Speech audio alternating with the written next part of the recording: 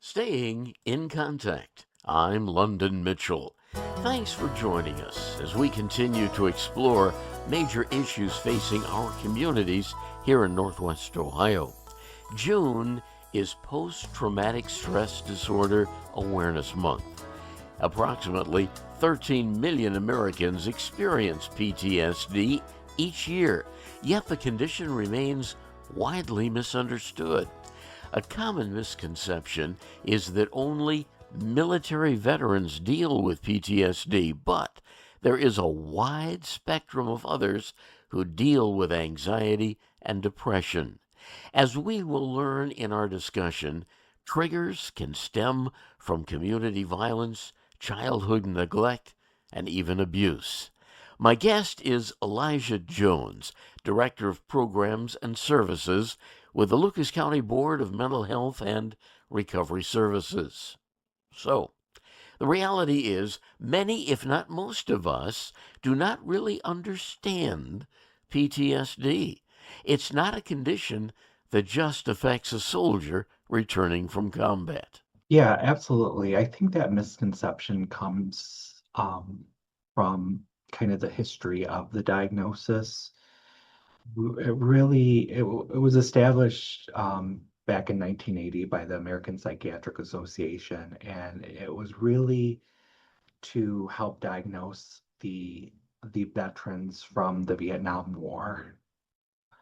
However, it's has more broad applicability these days as our understanding of trauma has grown to not just those who've been in war and had to do things that, might have been against their own well-being or own morality, but you know, to really encompass all sorts of traumas that people might experience and how that trauma then impacts or affects them moving forward.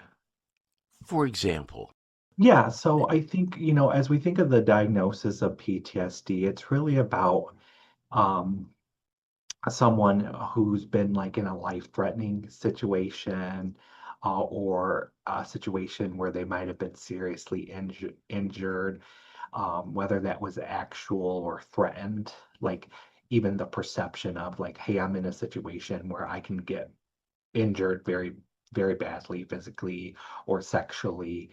And that could be through direct exposure, witnessing a trauma, learning about it, learning that it happened to a close relative. Uh, so it can be that direct exposure or indirect exposure. we're So talking about a trigger point or something that would initiate the feelings within you. yeah, typically we're talking about a specific traumatic event. Let's say a car crash, for example. A really bad car crash might be that event that triggers some symptoms that we would then, lump together to help us understand to arrive at a diagnosis of post-traumatic stress disorder. My guess is, from what you have said, there are those among us that do have a PTSD trigger. It does affect us in how we interact with our friends and family, but we might not recognize it as PTSD. Yeah, I think when we look at the symptoms of PTSD or like how it can impact someone's life, there can be, flashbacks, nightmares, emotional distress when they think about the event or they have upsetting memories. Um, I think a lot of people think that that is maybe a normal part of experiencing a trauma or just something they have to deal with going forward because they've had that traumatic event. That raises a real big question, I would think.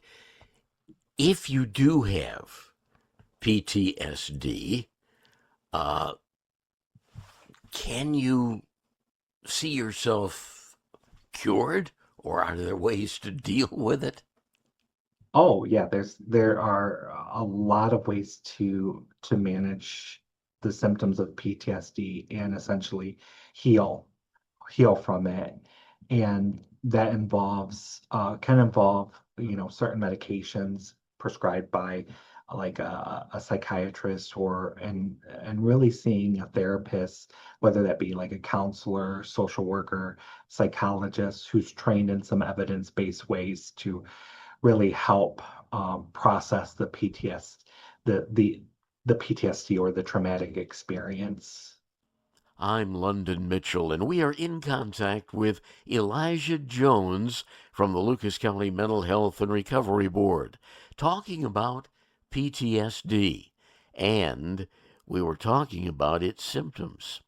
Yeah, so if someone is having these symptoms and they get a diagnosis, I think the next step would be to either see a psychiatrist if the symptoms are so bad and needing like immediate symptom relief through medication, but also seeing like a counselor or therapist to help really develop some what we would refer as self-regulation techniques, because that is really the hallmark of good trauma-informed therapy is to start with, not start by let's talk about the trauma, but let's talk about how when these upsetting feelings come up, how do we self-regulate, whether that be through like mindfulness.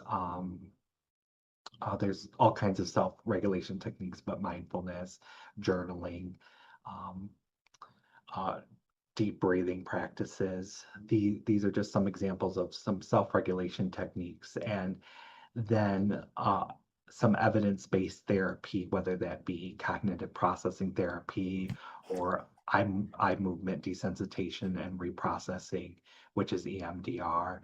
That's a popular form of therapy for PTSD. But these therapies then can help really process the trauma and help the person integrate that with in their life, so they're not, overcome with uh, those impact of the trauma going forward. So when we talk about trauma, just to backtrack a little bit, it Mhm. doesn't necessarily have to be the event or the trauma that happened to you. Could be something that happened to a loved one, Yeah, it could be and that happen, still triggers. yeah, to a loved one or, and I think like um, we see on the news a lot of trauma that happens to other people, and identifying with maybe that person or a group of people that might be targeted by violence can also bring out some symptoms of, not feeling safe and uh, a reoccurring intrusive thoughts about what was seen on the news. The symptoms can be, well, I don't want to put them on a scale of 1 to 10, but I Mhm. guess that could be to where you have an individual who is a soldier in war hears a loud pop and it takes him right back to combat, and he reacts that way. Yeah. Another might be, that there was a mass shooting downtown at a festival. It didn't happen to you, Mhm. but now you have some reservations about going downtown Toledo. Yeah, you're right on both accounts. When we're looking at diagnosing someone with any diagnosis, it's really about how are these symptoms impacting someone's ability to function on a daily basis. So we see all kinds of violence on a regular basis if you're watching the news. Um, you hear about stories that of your loved ones, friends, and families. Not everybody would arrive at, needing having these symptoms and needing a diagnosis of PTSD. However, it's really about that impact. As soon as those symptoms become overwhelming and they're starting to, regularly, you know, impact your quality of life or your ability to manage day to day, that's when we would look for a diagnosis. So, for example, one symptom might be nightmares. Now, if see images of a mass shooting, for example, and the next night I have a nightmare, that might be expected. But that doesn't mean I have PTSD. Maybe a few weeks from now, I'm not really thinking about it. It's not impacting my life.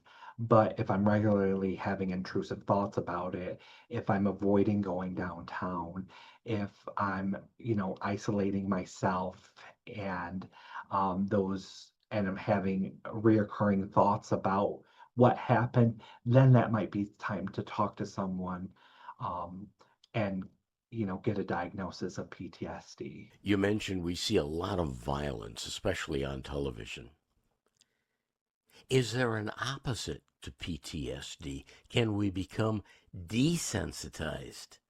Personally, I think a lot of us have become desensitized to violence. I think of we've seen national tragic events that are just played on the TV repeatedly over and over again. I think of the attacks on the Twin Towers in 9/11 and seeing those images over and over and over again. I think of the death of, or the murder of George Floyd and seeing a man publicly die over and over and over again. And then these are shared then on social media. So even if you're avoiding the news, if you're on social media, these are going to come up. So I think there is a little desensitization to some of the violence we're seeing. Almost out of time, but I did want to ask you about reaching out to get some mental health counseling or to talk to somebody or a support group. Should be no shame in doing that. Oh, absolutely. The there is no shame. Mental health is the same as physical health. If you're having if these symptoms are negatively impacting your life, reaching out to help, whether that be, you know, uh, through like the National Alliance on Mental Illness, talking to your primary care doctor, or even, Googling, you know, local therapists. Those are all ways, talking to your insurance about who's in network too. Those are all ways to find available help in your area. I want to thank my guest, Elijah Jones, Director of Programs and Services with the Lucas County Mental Health and Recovery Board. A lot of good information, especially calling attention to the fact that post traumatic stress syndrome, PTSD, is not just a condition that affects soldiers returning from combat, but many more of us. Oh, I would just thank you for the opportunity to chat with you on PTSD for PTSD Awareness Month. So thank you. That's our program for this week. I'm London Mitchell, inviting you to join us again next week as we continue staying in contact.